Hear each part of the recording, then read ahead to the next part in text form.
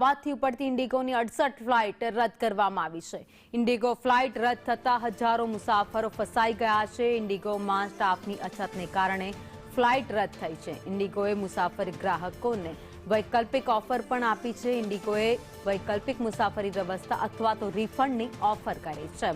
તો છેલ્લા ઘણા સમયથી સર્વરમાં ડકો હતો, તેના કારણે ફ્લાઇટો રદ થઈ રહી હતી, પરંતુ હવે ઇન્ડિગોમાં સ્ટાફની અછત છે, જેના કારણે ઇન્ડિગોની ફ્લાઇટ રદ થઈ છે। હૈદરાબાદથી જેટલી પણ ફ્લાઇટ આવી રહી હતી એ તમામ ફ્લાઇટને રદ કરવામાં આવી છે, કારણ કે એ લોકો પાસે સ્ટાફ નથી। 68 ફ્લાઇટ રદ કરાઈ છે।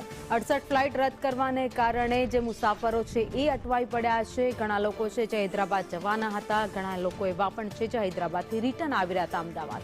એ તમામ મુસાફરો હાલ અટવાઈ પડ્યા છે। જો કે ઇન્ડિગો તરફથી ઓફર કરવામાં આવી છે કે તમને રિફંડ આપવામાં આવશે અથવા તો વૈકલ્પિક વ્યવસ્થા કરી આપવામાં આવશે।